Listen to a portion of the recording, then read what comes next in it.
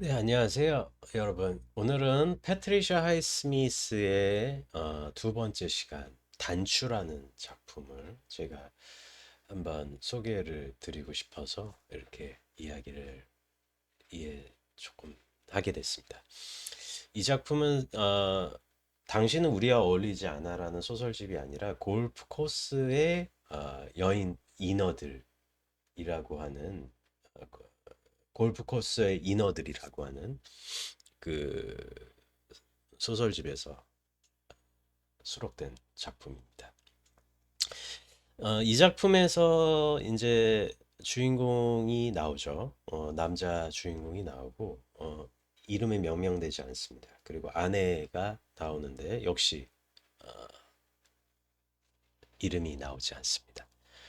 그리고 이 두 뭐 30대 초중반, 중후반 뭐 30대 이 두 부부에게는 다운 증후군을 앓고 있는 아들 버티, 아들만 이름이 나오네요. 버티가 나오죠.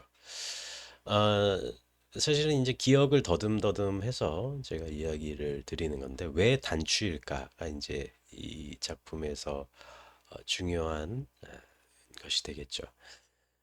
소설의 전반부에 걸쳐서 사실은 주인공인 남자는 굉장히 그 삶에 있어서 불만을 넘어서 격렬한 혐오와 자기 증오 및 그것을 갖게 됩니다. 그것은 왜냐하면은 장애를 가지고 있는 다운 증후군 장애를 가지고 있는 아들 때문이죠. 어, 계속해서 아들이 없다면이라는 생각을 굉장히 많이 해요. 소설 전반부에 걸쳐서 아들이 없다면.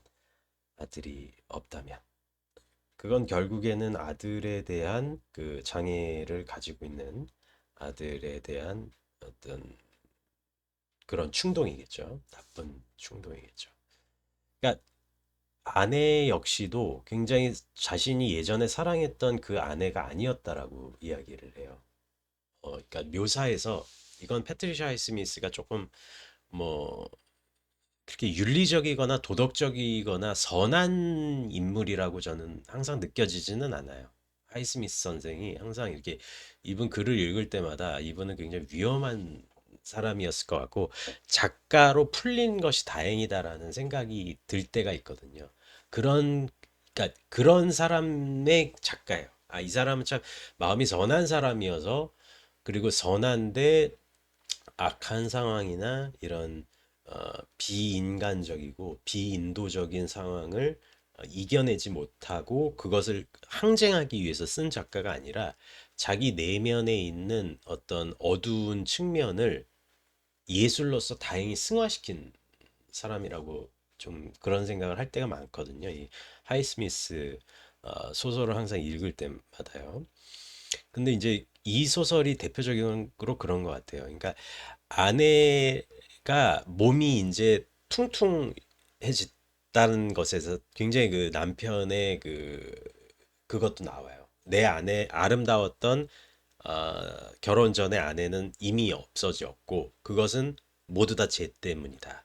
다운 증후군을 앓고 있는 쟤 때문이다라고 이야기를 거의 세뇌를 하고 있어요. 그 분노의 원동력이 사실은 그걸로 살아야 되는데 그 충동을 어떻게 할 수가 없는 거예요. 그 원망과 원한을. 그래서 어느 날 이 사람이 길을 걷습니다. 그리고 길을 걷다가 음 이것도 좀 그런 내용이지만 낯선 남자 한 명을 목을 졸라서 살인을 하고 말죠. 그리고 나서 그 과정에서 대단한 해방감을 느껴요. 자신이 자신을 굉장히 억눌렀던 자신을 굉장히 억누르고 자신을 굉장히 압박했던 무언가로부터 풀려났다라는 해방감을 느끼거든요. 그런데 또한 동시에 죄의식도 느껴요.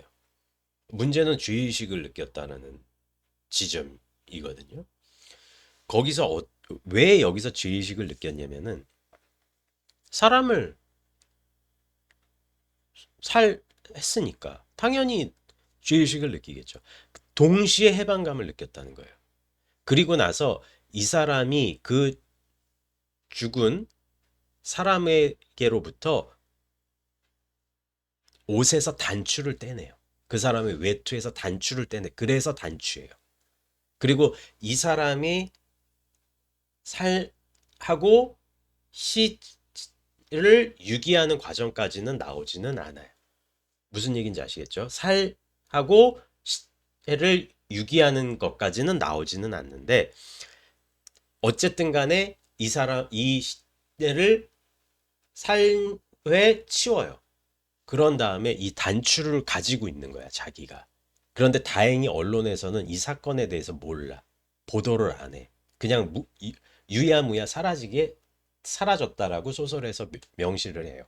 이거는 이 소설이 1인칭의 주인공 시점으로 표현되기 때문에 이 사람의 시점으로 맞춰져서 드러나는 걸 수도 있어요.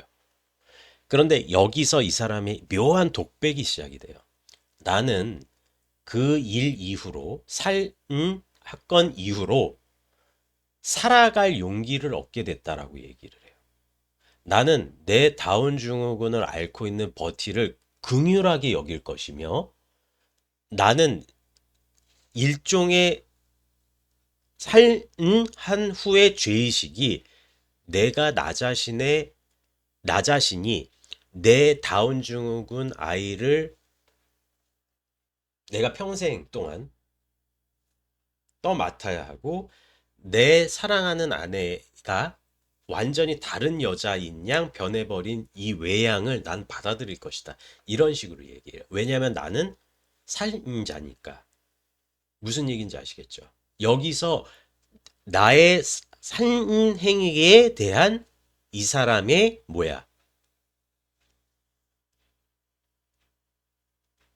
그거를 얻는 거예요. 마음의 구원을 얻게 되는 거예요. 왜냐하면 나는 살인자니까. 그랬으니까 나는 이런 지금 다운 증후군의 아들이나 내 정말 완전히 외모가 바뀌어버린 내 아내를 받아들일 수가 있다라고 하는 거예요. 왜냐하면 난 죄를 지은 죄인이니까.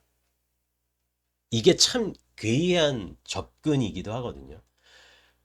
그러니까 뭐 도쿠가와 이에야스도 그렇고 뭐 인생은 뭐 쇼펜하우어도 그렇고 유명한 말 있잖아요. 인생은 고통이라고 받아들이면은 사실은 오히려 더 쉽다라고 이야기를 하고 내가 죄인이라고 생각을 하면은 오히려 내가 겪고 있는 불행이 어떤 면에서는 상쇄되는 지점이 있겠죠. 그런데 이 남자는 사실은 일종의 완벽한 자기 삶을 생각을 하는 종류의 사람이에요. 나는 죄를 짓는 사람이 아니고 죄 없이도 나는 행복하게 살 수 있는 사람이다라고 생각하는 종류의 사람인 것 같아요. 제가 봤을 때는. 그런 종류의 사람이에요. 나는 죄를, 아니, 그러니까 전혀 기독교적이나 카톨릭적이나 불교적이나 뭐 도쿠가와 이에야스 같은 어떤 뭐 약간 그런 류의 사람들, 쇼펜하우어 같은 사람들이 아니에요. 이 사람은 니체나 뭐 이런 종류의 생각을 가지고 있는 거야. 아니, 왜 부정을 해야 돼? 그런데 내 자의가 아니라 내 타의로 인해서 그러면은 버티는 태어나고 싶어서 태어난 건 아니잖아요. 그러니까 지독하게 이기적인 인물이에요. 모든 자식이나 모든 자식의 입장에서는 이 세상에서 태어나고 싶어서 태어난 사람은 없어요. 하지만 그러함에도 불구하고 즐겁게 살아가야 되잖아요. 근데 얘는 내가 자의로 태어난 사람은 아님에도 불구하고 내 삶은 완전히 즐겁고 유쾌한 사람이에요. 아마 그랬을 것 같아요. 버티가 태어나기 전까지는. 자기 아내와 그렇게 행복하게 살았을 것 같아요. 연애 때도. 근데 버티가 태어나면서부터 이 사람의 삶을 완전히 쪼개버린 거예요. 견딜 수가 없는 거야. 정말 이 충동을 어떻게 할 수가 없는 거야. 그랬는데 결과적으로 이 사람이 기독교적인 세계관을 받아들이는 방식은 뭐였죠? 그냥 정말 죄인이 되는 거예요. 살을 함으로써. 그때부터 이 사람은 자기의 삶의 숙명을 받아들이기 시작을 했다는 거죠. 그리고 단추를 가지고 있으면 인해서 내 죄의식을 항상 기억하겠다라고 어떻게 보면은 맹세를 하게 되죠. 그리고 내가 내 삶에 불평불만이 있을 때마다 뭐야? 단추를 기억을 하겠다는 거예요. 내가 죽은 그 남자의 단추를 기억을 하겠다는 거예요. 그러면은 내가 저 다운 증후군인 내 아들을 볼 때 버틸 수가 있는 힘을 얻을 수가 있다라고. 지금 이런 식으로 패트리샤 하이스미스가 접근을 하고 있거든요. 이런 논리는 대단히 이 양반의 소설에서 주된 흐름으로 흐르고 있어요. 이런 생각은 참 독특한 것 같아요. 그리고 참 우리가 내가 사는 내 삶을 좋다함에 있어서 이게 참 그럴 수도 있겠다라고 생각을 하게 이 사람이 이 궤변으로 속여 넘어가요. 저는 이 지점이 굉장히 이 하이스미스가 가지고 있는 힘이자 위험성이라고 보거든요. 그러니까 여러분들은 어떻게 들으셨는지는 모르겠지만은 대단히 좀 위험스러운 생각이에요. 이런 생각들은. 그래서 뭐 재밌게 들어주셨으면은 했는데 어떠셨는지는 모르겠고 어쨌든 패트리샤 하이스미스 두 번째 시간 단추라는 소설을 한번 이야기해 봤습니다. 네. 또 계속 시리즈로 이어갈 거니까요. 많은 관심 부탁드립니다. 네, 감사합니다.